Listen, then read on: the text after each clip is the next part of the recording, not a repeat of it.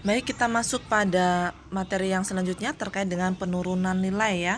Jadi ini sebenarnya masih ada kaitannya dengan instrumen keuangan, kas dan piutang. Jadi ini kita masuk pokok bahasan selanjutnya untuk penurunan nilai.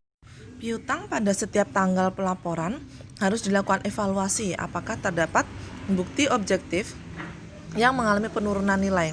Jika terdapat bukti objektif, maka akan diakui sebagai kerugian dalam penurunan nilai.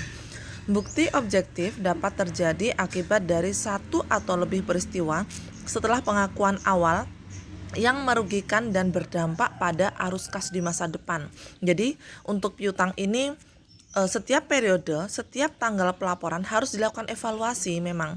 Jadi biar entitas usaha atau perusahaan tersebut dapat mengetahui ada nggak sih bukti-bukti objektif yang eh,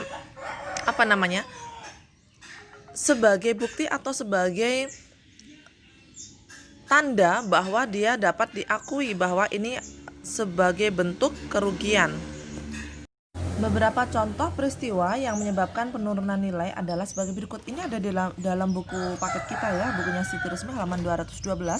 Yang pertama adalah piutang tidak dilunasi pada saat jatuh tempo.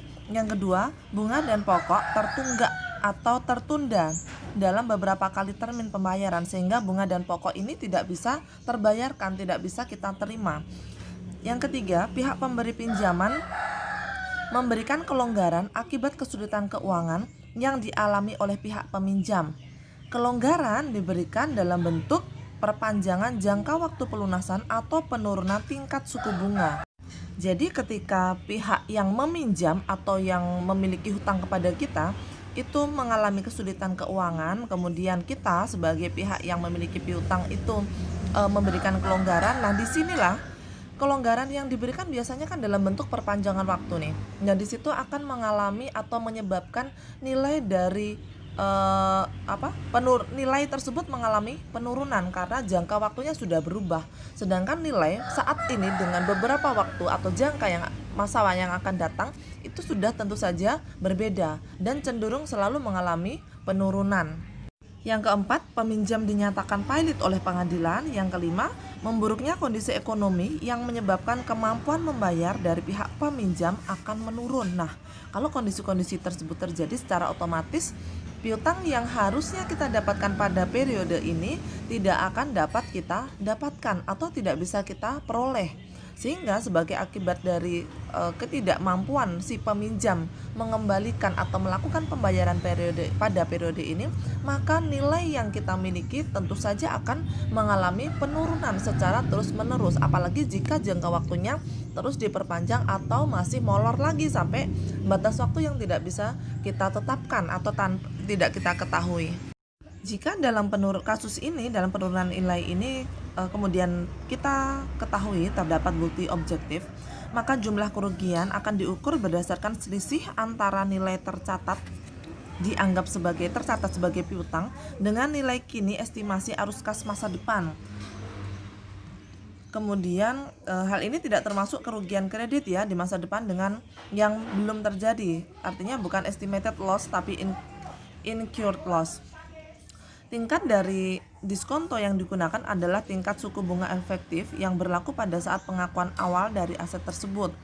Nilai tercatat piutang dikurangi baik secara langsung atau menggunakan pos cadangan dan kerugian diakui dalam laporan laba rugi.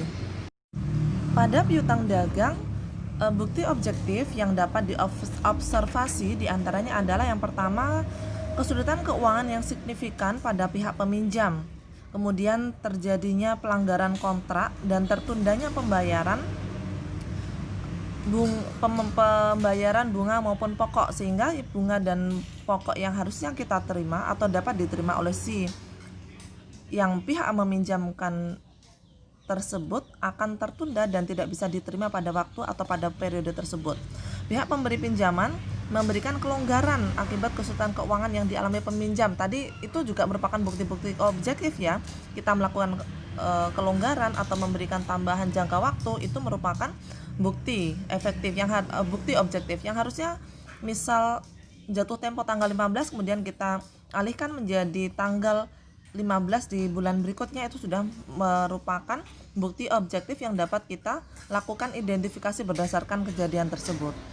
Untuk piutang dari pelanggan yang terbukti dia tidak bisa melakukan pembayaran karena mungkin pelanggan tersebut dipilotkan oleh pengadilan, maka entitas harus menghapuskan semua piutang tersebut karena estimasi arus kas masa depan, estimasi arus kas sama dengan 0 karena estimasinya nggak ada estimasi sama sekali karena kan dia udah pilot, udah dinyatakan pilot oleh pihak pengadilan, kecuali jika pihak tersebut memiliki hak untuk mendapatkan pembayaran saat likuidasi. Nah, ini harus betul-betul diperhatikan oleh pihak entitas usaha ya.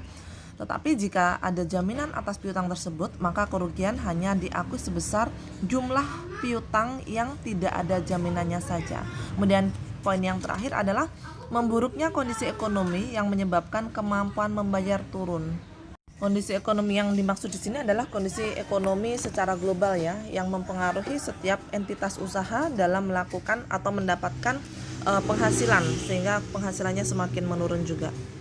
Jadi secara umum konsepnya adalah seperti ini. Yang pertama, kita harus melakukan evaluasi bukti objektif terhadap individual. Kemudian jika ada bukti objektif, maka kita harus melakukan perhitungan arus kas masa depan dari piutang tersebut.